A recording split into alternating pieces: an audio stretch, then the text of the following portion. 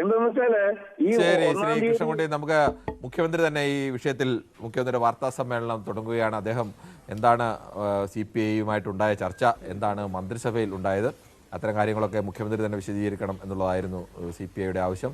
അദ്ദേഹത്തിന്റെ വാർത്താ സമ്മേളനത്തിന് വേണ്ടി അദ്ദേഹം എന്തായാലും എത്തിച്ചേർന്നിട്ടുണ്ട്. മന്ത്രിസഭാ യോഗം കഴിഞ്ഞ ഉടനെയാണ്, ഇപ്പൊ കഴിഞ്ഞതേ ഉള്ളൂ.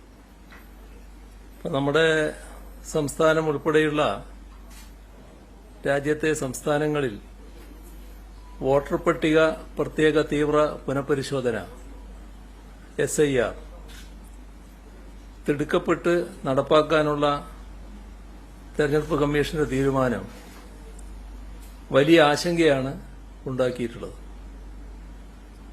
നമ്മുടെ രാജ്യത്തെ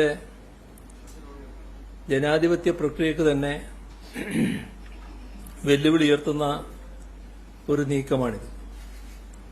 ഈ നീക്കത്തിന്റെ അപകടം ചൂണ്ടിക്കാട്ടി കേരള നിയമസഭ നേരത്തെ ഐകകണ്ഠ്യേന പ്രമേയം അംഗീകരിച്ചതാണ്.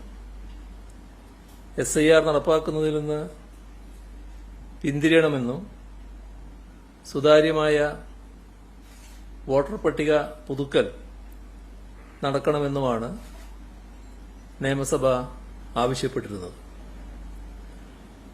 രാഷ്ട്രീയ പാർട്ടികളുടെയും സംസ്ഥാന തെരഞ്ഞെടുപ്പ് ഓഫീസറുടെ തന്നെയും അഭിപ്രായം അവഗണിച്ചാണ് SIR നടപ്പാക്കുമെന്ന തീരുമാനം ഇപ്പോൾ എടുത്തിട്ടുള്ളത്. സംസ്ഥാനത്ത് തദ്ദേശ സ്വയംഭരണ സ്ഥാപനങ്ങളിലേക്കുള്ള തെരഞ്ഞെടുപ്പ് നടക്കാനിരിക്കുന്ന സാഹചര്യത്തിൽ ഇതിപ്പോ പ്രായോഗികമല്ല എന്ന് സംസ്ഥാനത്തെ മുഖ്യ തെരഞ്ഞെടുപ്പ് ഓഫീസർ തന്നെ അഭിപ്രായപ്പെട്ടതാണ്. അപ്പോൾ ഈ തീരുമാനം ശക്തമായി എതിർക്കപ്പെടേണ്ട ഒന്നാണ്. അതിന്റെ ഭാഗമായി ഒട്ടേറെ ആശങ്കകൾ ഉയർന്നു വന്നിട്ടുണ്ട്. ഈ സാഹചര്യത്തിൽ തുടർ നടപടികൾ ആലോചിക്കുന്നതിനായി ഒരു സർവകക്ഷി യോഗം വിളിച്ചു ചേർക്കാൻ തീരുമാനിച്ചിട്ടുണ്ട്.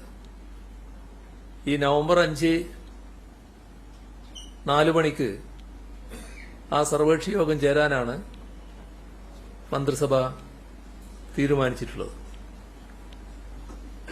അതോടൊപ്പം അഗ്നിരക്ഷാ സേവന വകുപ്പിൽ സ്റ്റേഷൻ ഓഫീസർ തസ്തികയിൽ വനിതകളെ നിയമിക്കുന്നതിന് പുതുതായി 12 വനിതാ സ്റ്റേഷൻ ഓഫീസർ തസ്തികകൾ സൃഷ്ടിക്കാമെന്ന് കണ്ടിട്ടുണ്ട്.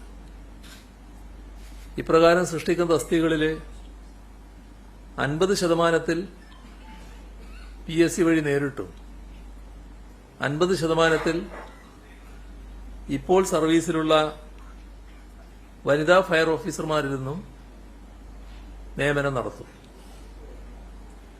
കോട്ടയം ജില്ലയിലെ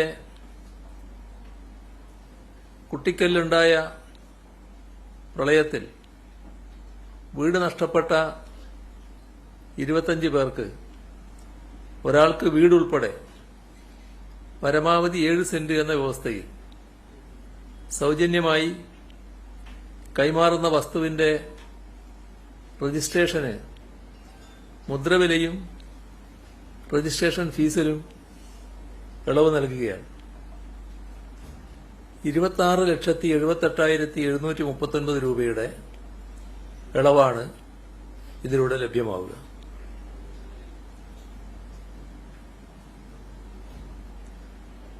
അതിദാരിദ്ര്യ നിർമ്മാർജ്ജന പദ്ധതിയുടെ ഭാഗമായുള്ള ഒരു വീഡിയോ ഇപ്പോൾ ക്യാബിനറ്റ് ആകെ കാണുകയുണ്ടായി. അതിൽ എറണാകുളത്തുള്ള ഒരു കുടുംബമായിരുന്നു അതിൽ ഉൾപ്പെടാൻ ബാക്കിയുണ്ടായിരുന്നത്.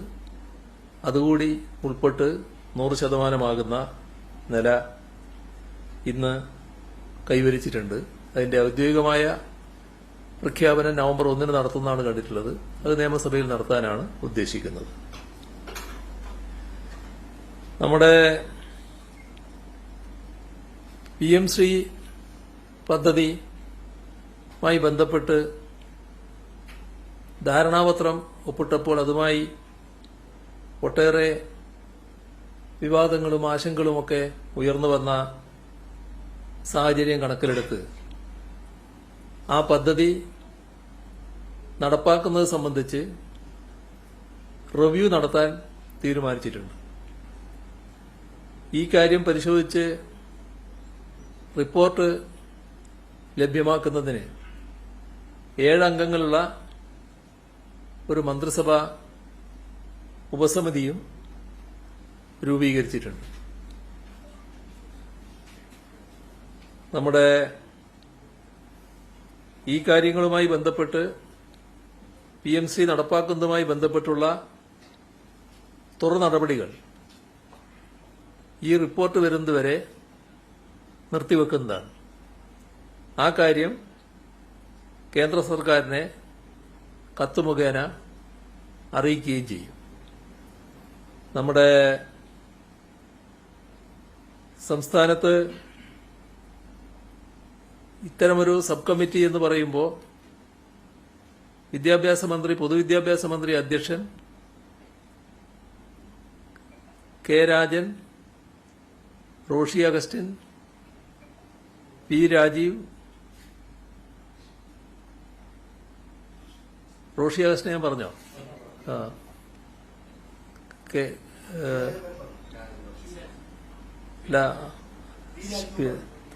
നമ്മുടെ വിദ്യാഭ്യാസ മന്ത്രി അധ്യക്ഷൻ, പിന്നെ K Rajan, Prasad agriculture minister, നിയമമന്ത്രി P Rajeev, Roshi Augustine, K Krishnankutty, A K Saseendran, ഇങ്ങനെ 7 അംഗങ്ങളുള്ള കമ്മിറ്റിയാണ് നിശ്ചയിച്ചിട്ടുള്ളത്.